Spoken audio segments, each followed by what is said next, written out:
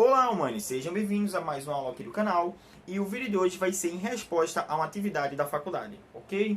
Vamos lá. Então, o tema a se tratar é sobre o papel da dúvida para Descartes, beleza? Lembrando, eu vou estar deixando o link da aula, dos argumentos, dos livros que eu estou me baseando essa aula aqui. Eu vou deixar aí na descrição desse vídeo. Enfim, então, vamos lá. Primeira coisa a se falar, a gente vai falar sobre o papel da dúvida, qual a importância da dúvida para Descartes.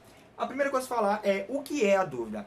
A dúvida é uma atitude do espírito que suspende o juízo por não poder saber se uma preposição ela é verdadeira ou é falsa. Como assim? Se você tem uma pulga atrás de orelhas de algo, se é verdadeiro ou falso, se você está questionando a realidade de fatos, você está duvidando de algo, beleza? Então isso é a dúvida. Dúvida é questionar, é não saber de fato, e até é válido às vezes você não saber de uma coisa, mas pelo fato de você querer duvidar e procurar mais sobre aquele determinado assunto. Vamos lá.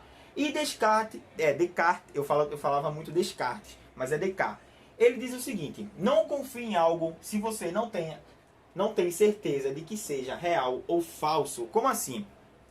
Não acredite em tudo que você vê de primeira. É mais ou menos isso. Não confie em algo se você tem, não aceita algo como verdade, algo como imutável, se você acabou de conhecer a coisa e nem pesquisou antes. E Descartes, ele deu 3 erros. Ele disse, tem a dúvida que a gente questiona as coisas.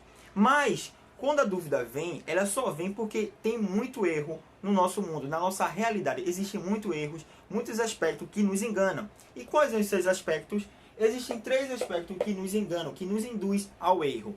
O primeiro é o erro do sentido, o segundo é o erro do sonho e o terceiro é o do gênio maligno, beleza? A primeira coisa a se falar, vamos falar sobre os erros do sentido. Como assim os erros do sentido, Matheus? O que é isso? Sentido é a mesma coisa, realmente é o sentido, é visão, olfato, paladar, audição, tato, enfim. Por que o erro do sentido? Vamos lá. Primeiro, a frase. Os sentidos não são um aspecto confiáveis para se acreditar. Beleza? Os sentidos não são aspectos confiáveis para se acreditar. Por quê? Me dá um exemplo que a minha visão pode me enganar. Vamos lá. Deixa eu desenhar aqui. Vou desenhar aqui. Imagine que isso aqui é uma água, certo? Tá vendo a água? E tem uma vara aqui, Uma vara. Ela tá aqui, tem uma parte olhando para ali fora e a outra parte pro lado de dentro, para dentro do rio. Ok? Ok. Você olhando isso de fora, se você olhar de cima e ver só a parte da vara no caso, para a superfície e a outra parte para baixo, no fundo do rio, você vai ver que a parte de fora é reta e a parte de baixo ela é ondulada, ela tem curvas. Isso é um erro do sentido. O sentido da visão, no caso, a visão, ela está te enganando. O que ela está te dizendo? Ela está dizendo, olha, essa vara, até essa parte aqui, ela é reta e até o final ela faz curva. Aí você, Matheus, é logicamente que eu sei que a vara, ela é toda reta. Você sabe disso por quê? Porque você sabe como a vara é por fora, beleza? Se você de imediato, de primeiro contato com essa vara na vida, você nunca viu uma vara na sua vida, beleza? E o primeiro aspecto que você vê é simplesmente uma vara no meio a um rio, no caso na metade. Você vai entender que essa vara, ela em cima ela é reto, embaixo, no caso na profundeza, na água, ela faz curva. E quando você tirasse, aí você vê de fato, no caso pelo experimento, pela experiência, você vê de fato que a vara ela faz curva, ok? É a mesma coisa, aí você vê que a vara ela era toda assim e não ondulada. E a vara dentro da água ela parece ser maior do que a vara fora d'água, beleza? Vamos continuar. O segundo erro é o argumento, no caso o erro do sono, que diz o seguinte: o argumento do raciocínio quando usado como paralogismo, mesmo se pareça verdade. Não entendi, Matheus, o que tu falou. É o seguinte, ele disse antes, Descartes, que existe o erro do sentido. É que não confie em algo. Tem várias coisas no mundo que nos enganam.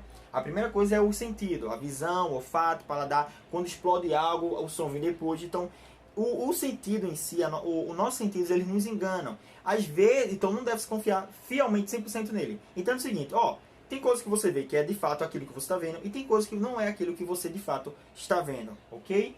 Que existe, você tem que pesquisar mais, tem que experimentar, tem que ver, no caso pesquisar e estudar para ver se aquilo é de fato real. E o argumento do sono é o argumento falacioso, é o argumento falso. É aquilo pronunciado de forma falsa. Como assim? São analogias. Todo político como vou dizer? Nenhum político rouba. Esse argumento é falacioso. Só um exemplo, tá? Nem todo político é inocente. Nenhum político rouba. Esse argumento em si é uma falácia. Então ele é um paralogismo.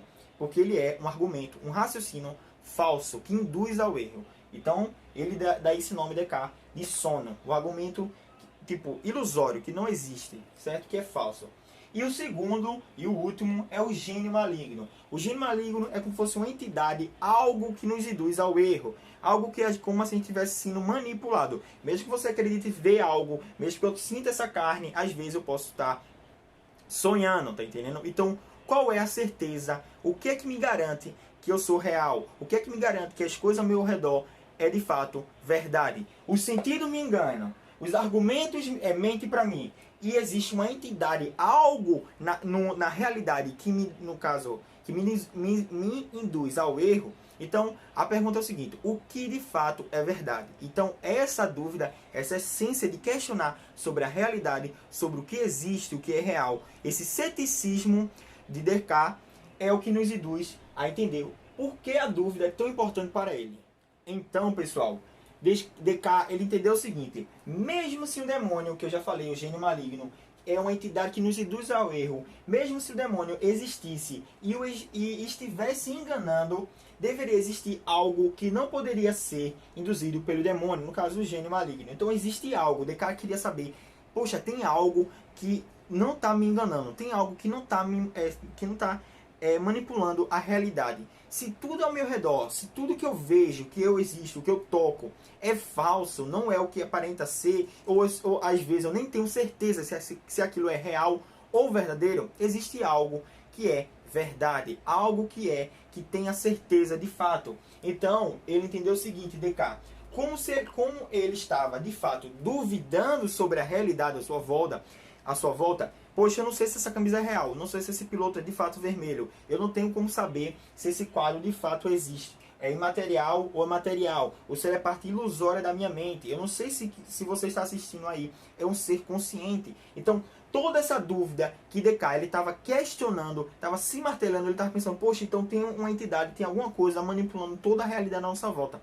Tem que existir algo que não é, no caso, manipulado por essa entidade. Algo que escapa disso. Algo que, no caso, me garante que é a certeza. Então ele entendeu, Descartes, que a única coisa que ele tem razão é que o pensamento tem de existir. Como assim? Se eu estou pensando e duvidando sobre tudo à minha volta, mesmo que eu duvide do meu corpo, da existência do meu corpo, mesmo que eu duvide da fala, que sai, no caso do som que sai da minha boca, de tudo ao meu redor, tudo, mesmo que você, entenda o seguinte, mesmo que você duvide de toda a realidade da sua volta, existe algo que é real, algo que existe, e esse existir vem do seu pensar. Então, a frase, aquela célebre frase famosa de Descartes, que é penso, logo existo. Por quê? Se ele está pensando, se ele está duvidando, essa é a única certeza que ele tem, é que ele existe. Então, a conclusão que Descartes chegou é o seguinte: foi com a dúvida que Descartes chegou à conclusão de que existimos como consciência. Se pensa, é impossível duvidar da sua existência. Se você está pensando e refletindo sobre algo, essa é a única certeza. A única certeza que tu tem é que tu está duvidando sobre algo. Então, essa é a certeza que tu existe.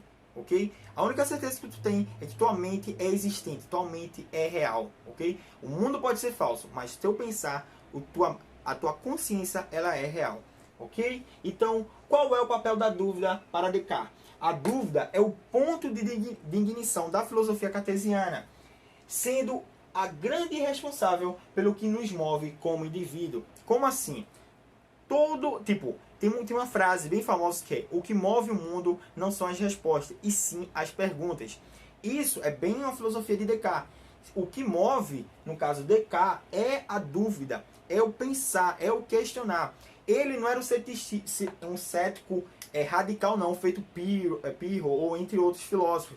Ele era um cético que entendia que a gente podia chegar a alguma verdade, certo? Ele não duvidava fielmente de tudo, ao ponto de dizer, não tem como a gente ter a certeza de que algo existe. Não, Ele teve até métodos científicos, métodos racionais, ele desenvolveu alguns métodos para saber se algo de fato é real ou verdadeiro, beleza? Mas esse é o papel da dúvida de Descartes. A dúvida é tão importante para Descartes que chegou à conclusão de que se ele está pensando, logo ele existe.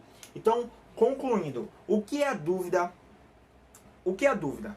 A dúvida é uma atitude do espírito que suspende o juízo, por não saber se uma proposição é verdadeira ou falsa. Então, primeira coisa a se falar é que a dúvida, ela é algo de se questionar. É algo que a gente reflete sobre o que é verdade ou falso, ok? A primeira coisa é isso, é a dúvida. E o que Descartes falou? Não confie em algo se você não tem a certeza se aquilo é verdade ou falso. Se você desconfia de algo, não aceite como verdade. Isso foi a primeira coisa que Descartes falou, ok? E ele disse o seguinte: por que não deve confiar em algo se é verdade ou falso, mesmo que você acredite que seja verdade ou falso, não importa.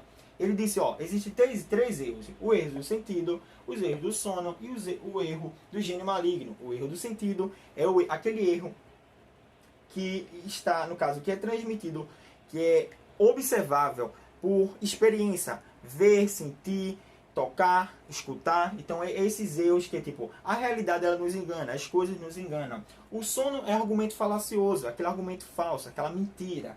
E o gênio maligno é como se fosse uma entidade, algo que nos induz como marionete, ok? Então qual é a conclusão final de Descartes? Novamente, se você está pensando, a única certeza que você tem é que você é um ser pensante, com consciência. Então esse é o papel da dúvida para Descartes. O papel da dúvida é tão importante nessa filosofia de Descartes que ele move tudo. É com a dúvida que ele chega a entender que existem erros no sentido. É com a dúvida que ele entende que existem argumentos que são falsos, então devemos duvidar. É com a dúvida que ele entende que há algo maligno, há uma entidade que nos induz ao erro. E é tudo ao nosso redor, mesmo que nos induza ao erro, mesmo que nos ataque com informações falsas, a gente tem que entender o seguinte: existe uma coisa que é de fato certeza, é que eu estou existindo como ser pensante, ok? Então essa foi a aula. Qualquer coisa, dúvida, essa aula foi baseada em um livro, Uma Breve História da Filosofia. Vou deixar aí embaixo o link também para comprar tanto na Amazon quanto em outras plataformas. Tem também 50 ideias de filosofia que você precisa conhecer. Enfim, então, qualquer coisa, se inscreve no canal, compartilha o vídeo, dá like, bota algumas reflexões aí que você acha ou que achou, no caso que gostou da aula, ok? Muito obrigado, se cuida, já estou ficando sem voz. E tchau!